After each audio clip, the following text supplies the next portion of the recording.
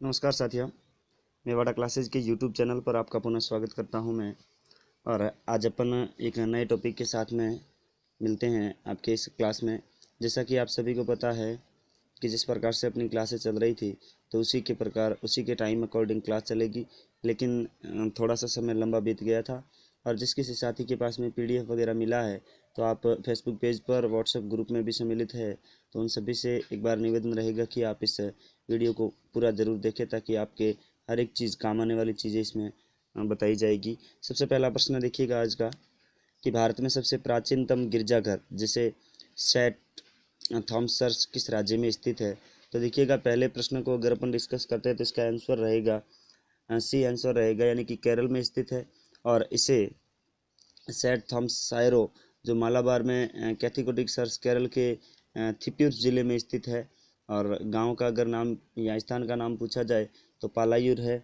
और अगर इसकी बात करें तो ये है वो 52 ईस्वी के अंदर सर सेंट थॉमस के द्वारा ही स्थापित किया गया था। और ये है वो भारत के सबसे पूर्ण चर्च है, मतलब पहले से ही प्राचीनतम माना जाता है। दूसरा प्रश्न देखिएगा, पुरी में रथ यात्रा किसके सम्मान में आयोजित की जाती थी।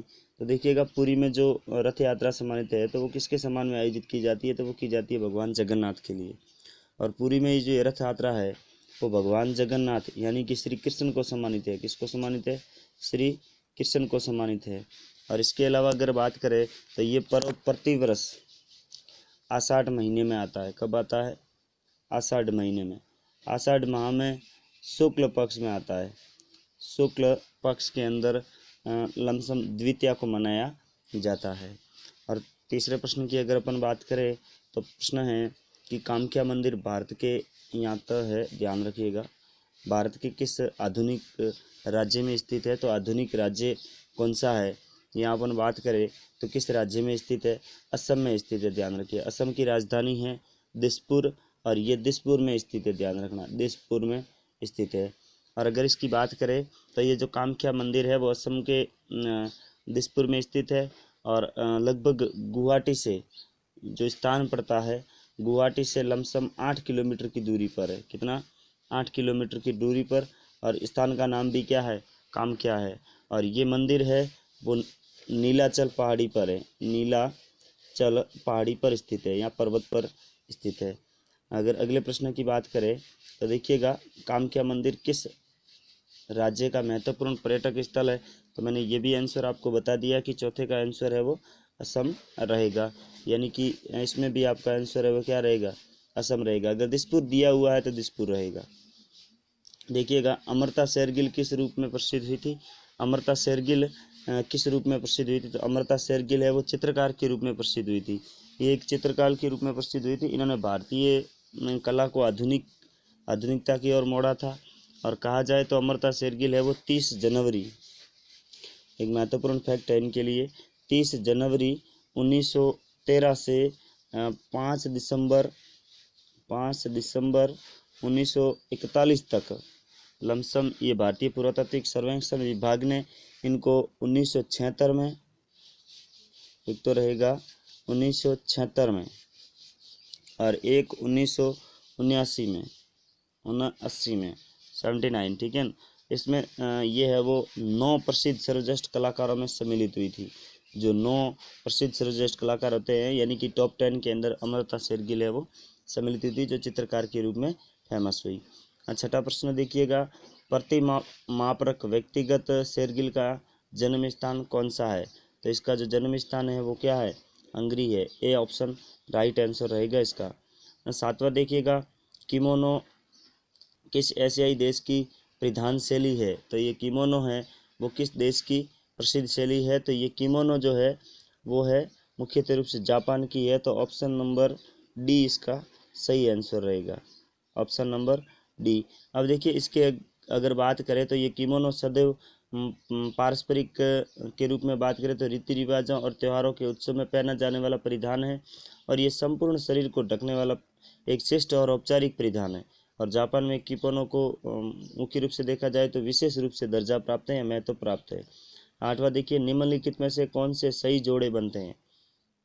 कौन सा सही जोड़ा बनता है तो कौन सा है वो सही जोड़ा है? तो जोमिनी राय ये भी सही है, भुवनेश्वरी स्क्वेक वेज खिलाड़ी ये तो सही है, लेकिन ये गलत है और ये है वो क्या रहेगा?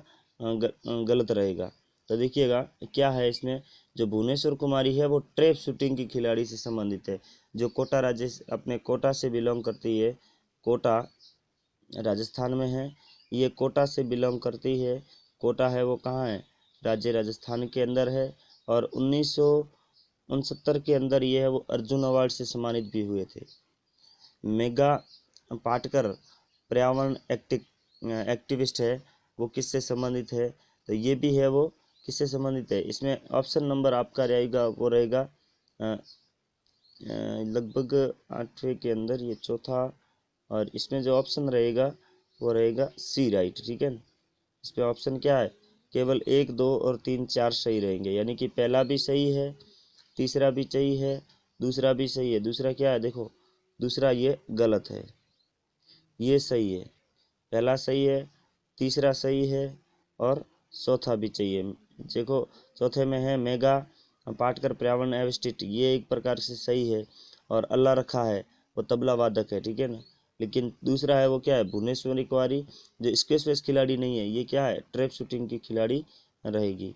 अगला प्रश्न देखिएगा, राग करवेश्वरी की रचना किसने लिखी थी? तो राग की जो रचना लिखी थी वो पंडित रविशंकर जी ने लिखी थी, और रविशंकर जी है वो इनके प्रसिद्ध लेखक है। अब देखिएगा, राग मियाँ की मल्हार की रचयिता किसे माना जाता है? किसे माना जाता है? ये है वो तानसेन को माना जाता है, और तानसेन अकबर के 9 रत्नों में से एक था। और जो मियाँ की मल्हार की रचना की थी, इस पुस्तक को जो लिखा था वो तानसेन जी ने लिखा था। और ये पुस्तक है वो किससे संबंधित है? अगर पूछा जाए तो ये पुस्तक है वो किससे संबंधित है? संगीत से संबंधित है। और कहा जाए तो अकबर ने तानसेन को कंठाभरण वाणी विलास की यात्रा दी थी, एक उपाधि दी थी, कंठाभरण कंठाभरण वाणी विलास। ये तानसेन को अकबर जी ने क्या दी थी? उपाधि दी थी। अकबर बादशाह ने इनको ये उपाधि दी थी, लेकिन अबुल फजल ने इनके लिए कहा था कि तानसेन के समान गायक पिछले हजारों वर्ष में भारत में नहीं हुआ। ठीक है ना, ये है वो अबुल फजल ने इनके लिए कहा था। लास्ट सफ़र एक प्रसिद्ध रिनेसां चित्रकारी किसकी श्रेष्ठ करती है? तो ये जो है वो लियोनार्ड दा विंसी की है, जो जैसे कहा जाए तो ये मोनालिसा के रूप में प्रसिद्ध हुई थी, और सर्वश्रेष्ठ चित्रकारी है वो इनकी है। तो ये वो लास्ट सफ़र है वो इसकी चित्रकारी के रूप में प्रसिद्ध हुई थी। ये जो है वो भारत की मोनालिसा है। तो देखिए नबी सब की मोनालिसा का सुप्रसिद्ध चित्र किसने बनाया था? तो ये किसने बनाया था? स्पेनिश ने बनाया, इसने बनवाया था लॉर्ड दा विंसी ने। ठीक है ना, जो ये विंसी के रूप में प्रसिद्ध हुई थी, और जो वर्ष 1503 से लगाकर 1503 से 1519 तक ये चित्रकारी बनी थी। और ये कहा जाए तो ये तेलीय चित्र है, ध्यान रखना। कैसा चित्र है? तेलीय चित्र है। किसका है? तो लियोनार्डो दा विंसी का चित्र है। और प्रसिद्ध चित्रकार पेब्लो पिकासो क्या है? तो ये पेब्लो पिकासो एक प्रकार से स्पेनिश है। ठीक है ना, इसके लिए स्पेनिश रहेगा। भारत माता नामक प्रसिद्ध पेंटिंग के चित्रकार कौन थे? रविंद्रनाथ टैगोर नहीं थे, कौन थे? अविंद्रनाथ टैगोर थे। और इन्होंने है वो भारत माता नामक पेंटिंग चित्र बनाया था। भारत में पहली बोलती फिल्म कौन सी थी? भारत में पहली बोलती फिल्म थी वो थी आलम आरा। और अगर बात करें तो इनकी निर्देशन की बात करें तो आर्देशियन थे। ठीक है,